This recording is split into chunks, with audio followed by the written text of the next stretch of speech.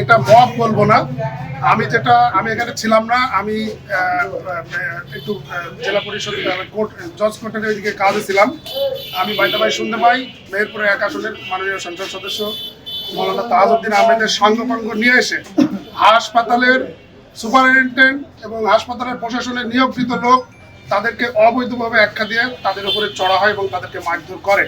এই ঘটনা শোনার পরে আমার কাছে বাইদা ভাই ফোন যায়, আমি এখানে দ্রুত আসি। এসে যেটা আমি দেখেছি, যেটা ওই স্থানীয় কিছু জনগণ এমপি সাহেবের উপরে চড়া হয় এবং জামাতের উপরে চড়া হয়, যা তারা একজন মেহেরপুরের অভিভাবক, মেহেরপুরের গার্জিয়ান, সে সর্বোচ্চ জায়গার মানুষ, মেহেরপুরের মাননীয় সংসদ সদস্যের সঙ্গে করে এই সমস্ত ক্যাডার বাহিনী, আমি এক কথা বলবো, ক্যাডার বাহিনীর সাথে করে এনে এই হাসপাতালে এই ধরনের অপকর্ম করেছে, যার কারণে আমি এই ঘটনার তীব্র নিন্দা জানাই।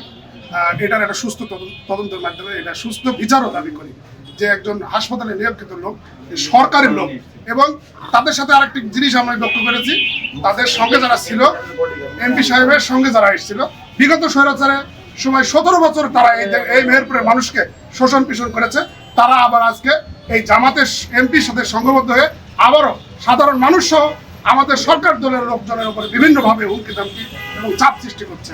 এইটার জন্য আমি মেহেরপুরের জেলা প্রশাসক এবং মেহেরপুরের জেলা পরিষদের প্রশাসক এবং মেহেরপুর জেলা বিএনপির সাধারণ সম্পাদক এবং আমার নেতা সদর উপজেলা বিএনপির সাধারণ সম্পাদক ফাইজ মোহাম্মদ ভাই সহ সর্ব রাজনৈতিক দলের আমি সুস্থ তদন্তের মাধ্যমে এই ঘটনার সুস্থ বিচারও দাবি করি।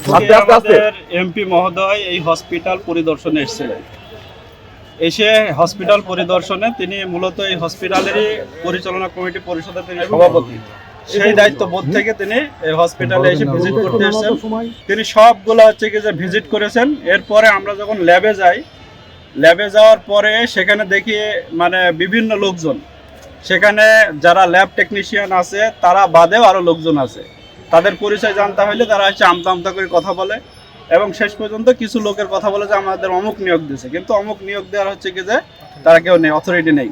এখানে আমরা সেখানে ছিল, এখানকার আরমও ছিল এবং ভারপ্রাপ্ত যিনি সুপার ডাক্তার ফজলুর রহমান তিনিও ছিল, তাকে আমরা বিষয়গুলো জানালাম।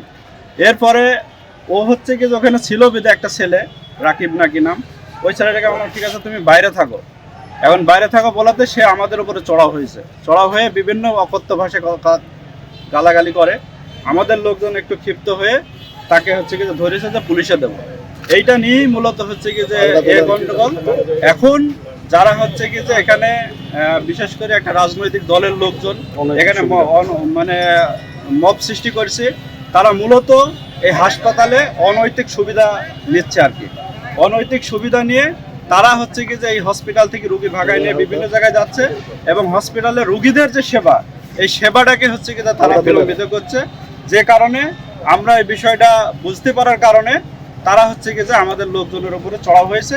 তবে এখানে এমপি সাহেব যে ঘটনায় ঘটছে, এখানে এমপি সাহেব সবাইকে শান্ত হওয়ার কথা বলেছে এবং এই হসপিটাল আজ হোক কাল হোক জনগণের স্বার্থে, রুগীদের স্বার্থে আমরা এটাকে দালাল মুক্ত করব এবং এজন্য যদি আমাদেরকে রক্ত দেওয়া লাগে, এজন্য যদি আমাদের কোনো কিছু করা লাগে সেটা আমরা করবো, ঠিক আছে।